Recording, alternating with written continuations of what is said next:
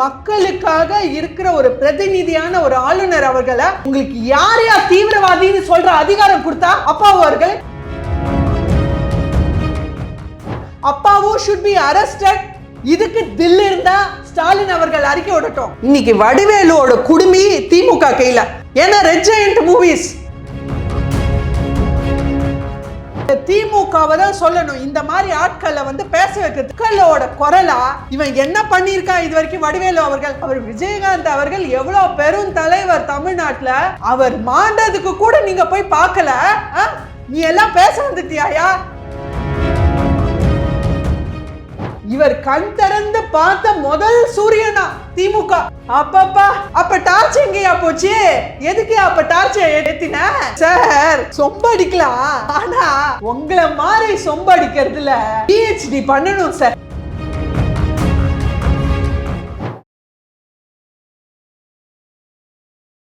இளைய பாரத நேயர்களுக்கு வணக்கம். இன்னைக்கு நம்ம நேர்களில் நம்ம சிறப்பு விருந்தினர் பாஜகவை சேர்ந்த பிரியாஸ்ரீ மேம் அவர்கள் தான். மேம் வணக்கம். வணக்கம் மேம். ஆக்சுவலாக செங்கோட்டையன் அவர்கள் தாவேக்கா போயாச்சு. இருந்தாலுமே எடப்பாடி பழனிசாமி அவர்கள் அவர் ஊர்லேயே போய் ஒரு மிகப்பெரிய ஒரு மாஸ் க்ரௌடை காட்டியிருந்திருக்காரு. இவங்க ஒரு துரோகத்தை செஞ்சவர் அதிமுக இருக்க முடியாது அப்படின்ற மாதிரி ஒரு சிம்பாலிக் ஒரு ஸ்டேட்மெண்ட்டும் கொடுக்குறாரு. ஸோ இதனால் அதிமுக இழப்பே இல்லை அப்படின்ற மாதிரி பேசுகிறாரு மேம். ஆனால் இன்னொரு பக்கம் செங்கோட்டையன் அவர்கள் அதே கோபிச்செட்டிப்பாளையத்தில் அதே மாதிரி மாஸ் க்ரௌடு காட்டிட்டு அங்கேயுமே தாவேக்கா தான் வருவோம் 2026 எம்ஜிஆர் போல தான் விஜய் அவர்கள் அந்த மாதிரி ஒரு ஸ்டேட்மெண்ட்டை கொடுக்குறாரு மேம். இது எப்படி பார்க்குறீங்க நீங்கள்? கண்டிப்பாக இன்னைக்கு எடப்பாடியார் சொன்ன மாதிரி கணா காண்றாங்க பல பேர் அப்படின்ற மாதிரி, கண்டவங்க கணா காண்றாங்கன்ற மாதிரி இன்னைக்கு எடப்பாடியாருக்குன்னு ஒரு க்ரௌடு. அது ரெட்டை இலைக்கான அந்த ரெட்டை இலை சின்னத்துக்கான ஒரு க்ரௌடு அது. ஸோ இன்னைக்கு செங்கோட்டையன் அவர்கள் செல்லா காசு செங்கோட்டையன். இன்னைக்கு செங்கோட்டையன் அவர்கள் ஒரு அரசியல்வாதியா? கோவை மாவட்டத்தை சேர்ந்தவர். இன்னி வரைக்கும் மக்கள் பிரச்சனையை என்ன பேசினார்னு நான் கேட்டேன். இப்போ கோவையில் நடந்த இப்போ ரீசெண்டான இஷ்யூ இந்த பாலியல் வன்கொடுமை வழக்க பேசினாரா? இல்லை. அடுத்து இப்போ கோவை மெட்ரோ திட்டம் பேசினாரா? இல்லை. ஸோ மக்கள் பிரச்சனையை பேச தெரியாத ஒருத்தர் அவர் என்னைக்கும் பல்லு பிடிங்கின பாம்பு. இப்படி ஒரு அரசியல் அகதி, ஒரு அரசியல் அகதிய ஒரு ஆண்டிய அரச மாதிரி தலையில தூக்கி வச்சு கொண்டாடுறாரு பாருங்க விஜய். பார்த்தா பாவமா இருக்குங்க. விஜய் சார், உங்களுக்கு அரசியல் புரிதல் இல்லைன்றது இதுலேருந்தே நல்லா தெரியுது. ஏன்னா இது வரைக்கும் கரூர் சம்பவத்துக்கு உடனே வீடியோ போட்டிங்களா? இல்லை. ஏன் கோயம்புத்தூர் பாலியல் வன்கொடுமை வழக்கு உடனே வீடியோ போட்டிங்களா? இல்லை. மெட்ரோ வழக்கு, ஏன் டெல்லியில் நடந்த டெரரிஸ்ட் அட்டாக்கு உடனே வீடியோ போட்டிங்களா? கோயம்புத்தூர் மெட்ரோ இஷ்யூக்கு உடனே வீடியோ போட்டிங்களா? இல்லை. ஆனால் இதுக்கு மட்டும் சார் என்ன பரபரப்பு! ஏமாந்துட்டீங்களே விஜய் சார், ஏமாந்துட்டீங்களே. அதாவது ஃபஸ்ட்டு உங்களை மதிக்காத ஒருத்தங்களை இப்படி தலையில் தூக்கி வச்சு ஆடுறீங்களே விஜய் சார், பாவமாக இருக்கு உங்களை பார்த்தா. அவர் உங்களையே மதிக்கலையே ஃபஸ்ட்டு. அதாவது இன்னைக்கு செங்கோட்டையன் அவர்களுக்கு துண்டு அரசியல் பண்ணுறதுக்கு தான் நேரம் இருக்குது, மக்கள் பிரச்சனைக்கு நேரம் இல்லை. இதில் ஏமாந்த கோலி ஆயிட்டாரு விஜய் சார். இன்னைக்கு விஜய் சார் செங்கோட்டையன் அவர்கள் உங்களையே தலைவராக ஏற்றுக்கலையே, உங்களையே மதிக்கலையே. பேக்கெட்டில் இன்னும் அம்மா படத்தை வச்சு தான் தெரியுறாரு. ஏன் சார் இங்கே உங்களை வச்சு காமெடி பண்ணுறாரு சார்? இப்பயாவது புரிஞ்சுக்கோங்க, வீழ்த்திக்கோங்க. Okay ma'am. ஆனால் உதயநிதி ஸ்டாலின் அவர்கள் சொல்கிறது என்ன சொல்கிறாருன்னு பார்த்தீங்கன்னா, அமித்ஷா அவர்கள் சொல்லி தான் செங்கோட்டையன் தாவேக்கால இணைஞ்சாரு. அதிமுகவோட ஆஃபீஸே டெல்லியில் அமித்ஷாவிட்ட தான் இருக்குது அப்படின்ற மாதிரி ஒரு குற்றச்சாட்டு வைக்கிறாரு மேம். அதாவது இன்னைக்கு நம்ம உதவாநிதி என்னதான் உதவாநிதியாக இருந்தாலும் அவருக்கு பெரிய தேங்க்ஸுங்க. ஏன்னா அம்மா பெரிய மேடையை போட்டு, அம்மா பெரிய மைக்கு செட்டை போட்டு என்னமா பாஜகவை பற்றி பேசுகிறாரு. சூப்பருங்க, நமக்கு டிஆர்பி ரேட்டிங்கை கூட்டிட்டாரு. ஸோ அவர் மைக்கை பிடிச்சாலே அவர் சொல்கிறாரு, இன்னைக்கு எடப்பாடியாருக்கு மக்கள் மனசில் இல்லை, அதிமுக மனசில் இல்லை, அவர் மனசெல்லாம் அமித்ஷாலன்னு. அந்த மாதிரி ஆக்சுவலாக யார் மிக சிறந்த அடிமைன்னு போட்டியாம் எடப்பாடியாருக்கு. அதாவது உதவாநிதி அவர்களே, உங்கள் மனசெல்லாம் அமித்ஷா, உங்கள் மனசெல்லாம் பாஜக, அதை டைரக்டா நிரூபிச்சிட்டீங்க. மைக் எடுத்தாலே உங்களுக்கு பாஜகவை பேசவாம மைக்க வைக்க முடியாது. ஒரு 15 நிமிஷம் டாக்குனா அதுல கண்டிப்பா 10 நிமிஷமாவது பாஜகவை புகழ்ந்து தள்ளிடுவார். அவருக்கு மனசெல்லாம் அமித்ஷா உதவாநிதிக்கு. அந்த மாதிரி மிக சிறந்த அடிமை நீங்க தான் சார் உதவாநிதி. அந்த பிரைஸ் உங்களுக்கே சேரும். Okay ma'am. நம்ம அதே மாதிரி இப்போ நம்ம அப்பா அவுட் அவர்கள்ட்ட வந்து ஆளுநர் ரவி அவர்களை பற்றி கேட்கும்போது, அதாவது தமிழ்நாட்டில் டெரரிஸ்ட் அதிகமாகிடுச்சுன்னு ஆளுநர் ரவி அவர்கள் சொல்கிறாரே சார் அப்படின்னதுக்கு, ஆமாம் டெரரிஸ்ட் அதிகமாகிடுச்சு, அவர் ஒரே ஒரு டெரரிஸ்ட் தானே, ஒரு ஆளுநரையே பார்த்து ஒரு டெரரிஸ்ட்னு எப்படி மேம் அவர் சொல்லலாம் ஒரு ஸ்பீக்கராக இருந்துட்டு? அதாவது இன்னைக்கு தேச துரோகிகளை தேச தியாகிகள் மாதிரி தலையில தூக்கி வச்சு கொண்டாடும் இந்த திமுக அரசு கிட்ட வேற என்ன எதிர்பார்க்க முடியும்?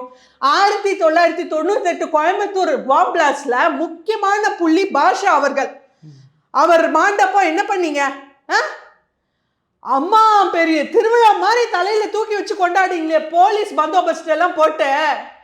இந்த மாதிரி ஒரு கேடு கெட்ட ஆட்சியில என்ன எதிர்பார்க்க முடியும்ன்ற. அப்பாவு சார், நீங்க ஒரு ஸ்போக்ஸ் பர்சன், நீங்க சபாநாயகர். இன்னி வரைக்கும் அசம்பிளியில சட்டப்பேரவையில நடுநிலையா என்னைக்கு இருந்திருக்கீங்க? நீங்க என்னைக்கு இருந்திருக்கீங்க? எப்ப பார்த்தாலும் எடப்பாடியார் பேசும்போது கேமரா ஆஃப் பண்றது, எதிர்கட்சிகளை பேச விடாம பண்றது, உடுத்தா டைம் அவுட்ன்றது, இதை பேச உங்களுக்கு அவகாசம் இல்லைன்னு சொல்றது, என்னைக்கு நீங்க நடுநிலையா இருந்திருக்கீங்க? வெறும் அந்த திமுக பதவிக்காக நாக்க தொங்க போடுற அப்பாவு அவர்கள் நாக்குல நரம்பே இல்லாம, வெக்கம் மானம் சூடு சொரணை இல்லாம, இன்னைக்கு இதுக்கு பகிரங்கமா அவர் ஆளுநர் ரவி கிட்ட மன்னிப்பு கேட்கணும். ஒரு ஆளுநர் அவர் அந்த மரியாதை கூட இல்லாம, அதாவது இன்னைக்கு திமுகவோட இந்த திராவிட மாடல் ஆட்சியில திமுகவுக்கு நல்லா சொம்படிக்கணும், டிஸ்கோ ஆடணும். திமுகவுக்கு டிஸ்கோ ஆடணும், இல்லை நீங்க டேமேஜ். ஒன்று நீங்க நல்லா சொம்படிக்கணும், இல்லாட்டி உங்க மேட்டரை க்ளோஸ் பண்ணிடுவாங்க. அந்த மாதிரி இன்னைக்கு ஆளுநர் அவர்களை, மக்களுக்காக இருக்கிற ஒரு பிரதிநிதியான ஒரு ஆளுநர் அவர்களை, உங்களுக்கு யார் யார் தீவிரவாதின்னு சொல்ற அதிகாரம் கொடுத்தா அப்பா அவர்கள், இதுக்கு நீங்க பகிரங்கமா ஆளுநர்கள் மன்னிப்பை கேட்கணும். ஆனோ இதுக்கு இல்லாட்டி he can be booked, he can be arrested under UAPA 1967. அதாவது தீவிரவாத தடுப்பு சட்டம் 1967 கிட்ட அப்பாவும் should be arrested. இதுக்கு தில் இருந்தா ஸ்டாலின் அவர்கள் அறிக்கை விடட்டும். இன்னைக்கு இந்த கேடு கெட்ட ஆட்சியில மக்களுக்காக குரல் எழுப்புறவங்க எல்லாம் அவங்களெல்லாம் அரெஸ்ட் பண்றது, மாரிதாஸ், சவுக்கு சங்கர், நிறைய பேர் மக்களுக்காக எழுதுறவங்க எல்லாம் அரெஸ்ட் பண்றோம்னு ஞாபகம் வருது மேம். அந்த மோடி அவர்களை போட்டு தள்ளினாதான்ற மாதிரி தீர்த்து கட்டினாதான் அவர் இன்னும் அரெஸ்ட் பண்ணல. அதுதான் சொல்றேன், கரெக்டா சொன்னீங்க. அதாவது மக்களுக்காக பேச வரவங்கள உள்ள தள்ளுறது, மக்களுக்கு எதிராக பேசுறவங்கள குண்டாசு ரவுடிகளை, இந்த ராஜீவ்காந்தி, திமுக ராஜீவ்காந்தி அவர்களை, இந்த தென்காசி மாவட்ட செயலாளர் ஜெயபாலன் அவர்கள்லாம் வெளியில ஹாயா திரியுறாங்க. ஸோ இந்த மாதிரி ஒரு கேடு கெட்ட குண்டாஸ் ரவுடிகள் ஆட்சி மக்கள் 2026 சும்மாவா இருப்பாங்க? வெளுத்து வாங்கிடுவாங்க. அதாவது இன்னைக்கு தமிழ்நாடு போராடும், தமிழ்நாடு வெல்லும்னு இவங்க மக்கள் பிரச்சனையை பேசாம இந்த திமுகவோட அலப்பறை இருக்கே தாங்கலை. அதாவது ஒரு ஆளுநர் அவர்கள் பீகார் மாநிலத்தை சேர்ந்தவர், இங்க வந்து நம்ம தமிழ் மக்களுக்கு அவ்வளோ முக்கியத்துவம் கொடுத்து, தமிழ் மொழிக்கு முக்கியத்துவம் கொடுத்து, தமிழ் மண்ணுக்கு முக்கியத்துவம் கொடுத்து, இங்க வந்து தமிழ் கத்துட்டு வணக்கம் தமிழ் மக்களுக்கு வணக்கம்னு அவ்வளோ தூரம் அழகா தமிழ் உச்சரிப்போட பேசுறாரு. அவருக்கு மரியாதை கொடுக்க உங்களுக்கு வக்கில்ல. இன்னைக்கு இது நேத்து நியூஸ்ல 85,000 பேரு அரசு ஆசிரியர்கள் தேர்வு, அதுல 2.3 லட்சம் பேர் எழுதினதுல 85,000 பேர் ஃபெயில். எதுல? தமிழ்ல ஃபெயில். இப்படிப்பட்ட ஒரு கேடு கெட்ட ஆட்சி. ஏன் இந்த அவல நிலை? ஏன்னா 2006 ஒரு சட்டம் வந்தாச்சு, தமிழை வந்து கட்டாய பாடமாக்கணும் 10ஆம் கிளாஸ் வரைக்கும். இன்னி வரைக்கும் பண்ணாரா? தமிழ்னு மூச்சுக்கு 300 தடவை இப்படி ஷோ போடுறாங்களே திமுக. தமிழ் மொழியை வச்சு தமிழ் மக்களை பிரிச்சு, இனத்தை வச்சு மொழியை வச்சு மக்களை பிரிச்சு ஆட்சிக்கு வராங்கல்ல. தமிழுக்கு நீ என்னையா பண்ண? இது வரைக்கும் கட்டாய பாடம் ஆக்கினியா 10ஆம் கிளாஸ் வரைக்கும்? இத்தனைக்கும் திமுக வந்தப்புறம் தான் வாரத்துக்கு 7 நாள் கட்டாய பாடம் 7 கிளாஸ் தமிழ் இருக்கணும். இவங்க வந்தப்புறம் 6ஆ குறைச்சிட்டாங்க. ஸோ இன்னைக்கு தமிழை புறக்கணிக்கும் திமுகவுக்கு தமிழ் மண்ணுனா பிடிக்காது, தமிழ் மக்கள்னா பிடிக்காது, தமிழ் மொழினா பிடிக்காது. ஸோ இன்னைக்கு தமிழை பிடிக்காத இந்த திமுக தமிழா அதுக்கு சரியான பதில் அடி கொடுப்பான். இதுல வேற ஒரு ஆளுநர் இந்த அளவுக்கு, அதாவது இவர் இந்தியா முழுக்க ஆளுநர்கள் மீட்டிங்ல இவர் தலைமை தாங்கி நம்ம ஆளுநர் ரவி அவர்கள் ஒரு சட்டம் கொண்டு வந்திருக்காரு. இந்தியா முழுக்க ஆளுநர் பவனத்தை இனிமே லோக் பவன்னு வைக்கணும், தமிழ்நாட்டில் மக்கள் பவனம்னு வைக்கணும்னு பேசியிருக்காரு. அதை கூட உங்களுக்கு ஒரு நல்ல வார்த்தை சொல்ல தெரியாத திரு ஸ்டாலின் அவர்கள், ஓ அதெல்லாம் பேர் மாற்றம் பண்ணா போறாது, மனசளவுல மாற்ற வேணும், தெரியும் ஏன் உன் சமூக நீதி கூடம் எந்த அளவுக்கு சந்தி சிரிக்குதுன்னு. சமூக நீதி கூடத்துல இன்னைக்கு எந்த அளவுக்கு சந்தி சிரிச்சு போயிருக்கு, சமூக நீதி சீர்கெட்டு போயிருக்கு. இன்னைக்கு மாணவர்கள், ஏன் ஆம்பளைங்க, gents students are facing sexual abuse சமூக நீதி விடுதியில. இதுதான் சமூக நீதியா? அவங்களுக்கு ஒருவேளை சாப்பாடு கூட புழு பூச்சிலாம் ஓடுது சாப்பாடுல, இதுதான் சமூக நீதியா? ஃபர்ஸ்ட் நீ உன் மனசை மாத்தியா, இல்லாட்டி கண்ட்ரியை மாத்தியா? எடப்பாடி பழனிசாமி அவர்களுக்கெல்லாம் பதில் சொல்ல முடியாது அப்படின்ற மாதிரி ஒரு விஷயத்தை பிரஸ் மீட்ல சொல்லிட்டு போறாரு மேம். எதனால மேம் அது? இன்னைக்கு தமிழக மக்களுக்கு திண்டாட்டம், திமுகவுக்கு கொண்டாட்டம். அந்த மாதிரி இன்னைக்கு இவங்க Dravidian model, Dravidian algorithm Udhayanidhi, இன்னைக்கு திராவிடியன் அல்காரிதம்ல மக்களுக்கு திண்டாட்டம், திமுகவுக்கு கொண்டாட்டம். இவங்களுக்கு எங்க எப்ப பார்த்தாலும் கொண்டாட்டங்க. முப்பெரும் விழா, கல்வியில் சரிந்து சீரழிந்த தமிழ்நாடு, அடுத்து அறிவு திருவிழா, அடுத்து 75வது, அடுத்து இப்போ உதயநிதி பர்த்டே, அப்பப்பா என்ன செலிப்ரேஷன். அந்த மாதிரி எல்லாம் ஒரே குஜால்ஸா போயிட்டு இருக்க இந்த ஆட்சியில பாவங்க. அவருக்கு மக்கள் பிரச்சனையை யோசிக்க எங்கெங்க டைமு? போனா போகிறது, ஃப்ரீயாக விடுங்க. மக்கள் தெரியாமல் ஒரு தடவை தப்பாக ஓட்டு போட்டாங்க, இனிமே அந்த தப்பை பண்ண மாட்டாங்க. Okay ma'am. அதே மாதிரி ஆராசா அவர்கள் நீங்கள் சொன்ன மாதிரி ஒரு தப்பான வார்த்தையை சொல்லி அவர் இந்த சென்ட்ரல் கவர்மெண்ட் ஆட்சி பண்ணிக்கிட்டு இருக்கு, இல்லை அண்ணா அவர்களை ட்ரை பண்ண தருதலைங்க ஆட்சி பாருங்க, இந்த மாதிரி வேர்டெலாம் யூஸ் பண்ணுறாரு. பட் ஸ்டாலின் அவர்கள் ஸ்டிஃபாக நிற்கிறாரு அப்படின்ற மாதிரி ஒரு பாராட்டு தெரிவிச்சிருக்காரு. அதை எப்படி பார்க்குறீங்க?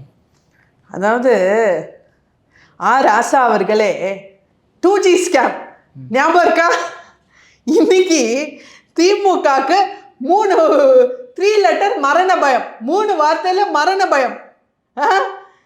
சிபிஐனா மரண பயம், எஸ்ஐஆர்னா மரண பயம், அந்த சார்னா மரண பயம். ராசா அவர்கள் பாவம் கொஞ்சம் அந்த மேடையில் குஜால்ஸ்ல இதெல்லாம் மறந்துட்டாரு. ராசா அவர்களே, அதாவது திருடனுக்கு இன்னொருத்தனை பார்த்தா திருடனான்னு தெரியும், திருடனுக்கு மற்றவனை பார்த்தா திருடனா தான் தெரியும். உங்களுக்கு உங்களை மாதிரி தருதலைங்களுக்கு யாரை பார்த்தாலும் தருதலைங்க மாதிரி தான் தெரியும். அதுல வேற அண்ணா அவர்கள் சந்திக்காத ஆபத்து, கலைஞர் அவர்கள் சந்திக்காத ஆபத்து ஸ்டாலின் அவர்கள் சந்திச்சுட்டாராம். சார், உங்க ஆட்சியில மக்கள் சந்திக்காத ஆபத்தா இது? நீங்க அடுத்த வருஷம் ஆட்சியை விட்டு போகும்போது இருக்கு இன்னும் பேராபத்து. ஏன்னா இவங்க இருக்கிற நிதியெல்லாம் சொரண்டது போறாதுன்னு திமுக ஆட்சியில தமிழ்நாட்டை 5 லட்சம் கோடி நிதி நெருக்கடியில விட்டுட்டு போறாங்க 2026ல. இதுலேருந்து எப்படி தமிழ்நாடு மீள போகுதோ, எடப்பாடியார் தான் அதுக்கு சரியான தலைவர். Okay ma'am. நிதி அப்படிங்கும்போது மேம் ஸ்டாலின் அவர்கள் ஒரு கோட் போடுறாரு, என்ன பண்ணா, எங்கள்கிட்ட எல்லா நிதியும் வாங்கிக்கிறீங்க, ஆனால் திருப்பி கேட்கும்போது எங்களுக்கு நாமத்தை போடுறீங்க அப்படின்ற மாதிரி கிண்டல் பண்ணியிருக்காரு மேம். ஓஹோ, அதாவது ஸ்டாலின் அவர்கள் இன்னைக்கு உங்களுக்கு மோடி அவர்கள் ஆட்சிக்கு வந்ததுலேருந்து தமிழ்நாட்டுக்கு சார் 11 லட்சம் கோடி நிதி ஒதுக்கிக்கிறாரு தமிழ்நாட்டுக்கு. என்ன பண்ணீங்க? எல்லாம் ஸ்வாஹா பண்ணி நீங்க நாமத்தை போட்டுட்டு எப்ப பார்த்தாலும் வெறும் கையை நீட்டினா என்ன பண்ணுவாங்க? இப்போ இந்த பேரிடர் மீட்புக்கு 80 கோடி ஒதுக்கி இருக்காங்க. என்ன பண்ணீங்க நீங்க?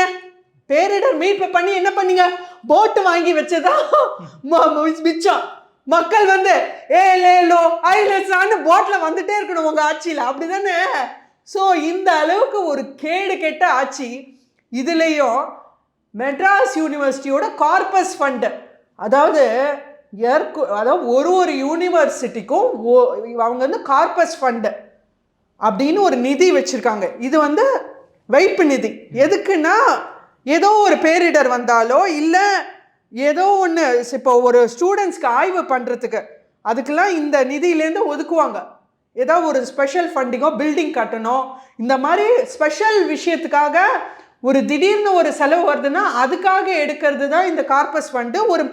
அதாவது ஸ்டூடெண்ட்ஸோட முன்னேற்றத்துக்காக, மாணவர்கள் முன்னேற்றத்துக்காக எடுக்கிற இந்த கார்பஸ் ஃபண்டை ஏற்கனவே மதுரை காமராஜ் யூனிவர்சிட்டியில் மொத்தமாக வழிச்சு தள்ளியாச்சு. ஆல் தேங்க்ஸ் டு அழகிரி. அடுத்து இப்போ மெட்ராஸில் அதான் உதயாநிதி அவர்கள் தமிழ்நாட்டுக்கு கொடுத்த பரிசு மெட்ராஸ் யூனிவர்சிட்டியோட கார்பஸ் ஃபண்டில் கையை வச்சுட்டாரு. 300 கோடி இது வரைக்கும் யாருமே, அதான் எம்ஜிஆர் காலத்துலேருந்து யாரும் தொடாத அந்த 300 கோடியை, அதாவது இதுவும் எதுக்கு கேடு கெட்ட விஷயம், எதுக்குன்னு கேட்டோன்னா சிரிப்பாக வரும். இந்த அளவுக்கு தங்கம் தென்னரசு அவர்கள் இதுக்கு பதில் சொல்லியே ஆகணும் மக்களுக்கு. அட்லீஸ்ட் அந்த மாணவர்களுக்கு பதில் சொல்லி ஆகணும். ஏன்னா எதுக்கு இது 465 பென்ஷனர் அவங்களுக்கு ஓய்வூதியம் கொடுக்க இவங்களுக்கு வக்கில்லை. ஸோ 95 கோடி நிலுவையில் இருக்கு. இது ஹைகோர்ட்டில் அவங்க எல்லாரும் பென்ஷனர்லாம் சேர்ந்து கேஸ் போட்டிருக்காங்க. இப்போ டிசம்பர் 5ஆம் தேதி ஃபைனான்ஸ் செக்ரட்டரியாக ஆஜராக சொல்லியிருக்காங்க. ஸோ என்ன பண்ணுறது தெரியாது, எப்படி கோர்ட்டில் போய் பதில் சொல்லுதுன்னு தெரியாமல், அந்த நிதிக்கு என்ன பண்ணுறதுன்னு தெரியாமல் மாணவர்கள், ஏன்னா இவங்க தான் கல்வியில் சரிந்த சீரழிந்த தமிழ்நாடாச்சே, ஒரு கல்வி விழாக்கு கூட நீங்கள் வந்து சினிமா ஸ்டாரை தானே கூப்பிட்றீங்க. அந்த மாதிரி, ஏன்னா தமிழ்நாட்டில் எஜுகேஷனிஸ்டே இல்லை, மாணவர்கள் இல்லை, நல்ல ஒரு தேர்ச்சி பெற்ற மாணவர்கள் யாரும் இல்லை. ஸோ இன்னைக்கு மாணவர்களுக்கு ஸ்டாலின் அவர்கள் பகிரங்கமா மன்னிப்பு கேட்கணும். இளைஞர் அணி, நம்ம இளைஞர் அணி தலைவர் இருக்காரே உதயாநிதி அவர்கள், இதுக்கு பகிரங்கமா மன்னிப்பு கேட்கணும். ஏன்னா கார்பஸ் ஃபண்ட்லேருந்து 65 கோடி எடுத்திருக்காங்க இந்த விஷயத்துக்காக. இதுக்கு students and parents citizens collective for social struggle, SPCSS Tamil Nadu, அவங்க வந்து இதுக்கு பகிரங்கமா ஒரு கண்டனம் தெரிவிச்சிருக்காங்க. ஏன்னா இந்த மாதிரி ஒரு கார்பஸ் ஃபண்டில் கையை வச்சா அடுத்து என்ன ஆகும்? இப்போ யூனிவர்சிட்டிக்கு ஒரு நிதி நெருக்கடி வருதுன்னா எங்கே போவாங்க நிதிக்கு? அப்புறம் என்ன ஆகும்னா ஃபீஸை, மாணவர்களோட ஃபீஸை ஏற்றுறதுக்கான ஒரு நிலை ஏற்படும். அப்போ என்ன ஆகும்? கல்வின்றது வந்து ஒரு சோஷியல் சர்வீஸாக இல்லாமல் ஒரு பிஸ்னஸாக மாறிடும். அது மாணவர்களுக்கு தான் கேடு அப்படின்ற மாதிரி இதுக்கு கண்டனம் தெரிவிச்சிருக்காங்க. இதுக்கு உதயாநிதி அவர்கள் பதில் சொல்லியே தீரணும். ஓகே மேம், கடைசி ஒரு கொஸ்டின் மேம். இப்போ நீங்கள் சொல்லியிருந்தீங்க, அதாவது திமுக வந்து பேச்சாளர்லாம் நடிகர்களை கூட்டு வந்து பேச வைக்கிறாங்க அப்படின்ட்டு. இதில் வடிவேலில் ஒரு ரீசெண்டாகவும் பார்க்க முடியுது. சிவகுமார் அவர்களும் ஏன் மேம் இந்த மாதிரி வந்து திமுகவை பாராட்டிட்டு போகிறாங்க அவங்க எல்லாம்? அதாவது இன்னைக்கு வடிவேலுவோட குடுமி திமுக கையில். ஏன்னா ரெட் ஜெயண்ட் மூவிஸ் அதே டான்ஸ் தான் நம்ம கமலஹாசன் டிஸ்கோ ஆடினதை பார்த்தோம். அடுத்து வடிவேலு அவர்கள் டிஸ்கோ ஆடினதை பார்க்குறோம். அதாவது ஸ்டாலின்னாலே உழைப்பு, உழைப்புனாலே ஸ்டாலினா, அப்பா. அதாவது வடிவேலு அவர்கள் இன்னைக்கு நாட்டில் நரம்பே இல்லாமல் மக்கள் உங்களுக்காக ஓரளவு ஒரு துளி மரியாதை வச்சுருக்காங்க, அதை நீங்களே கெடுத்துக்காதீங்க. வடிகட்டின வேலு அவர்கள் 200 நிச்சயம் 200 மேல் லட்சியம். ஏயா அந்த 200னா என்னன்னா உனக்கு தெரியுமாயா? என்னைக்காவது மண்ணில் காலை வச்சு பார்த்துருக்கீங்களா?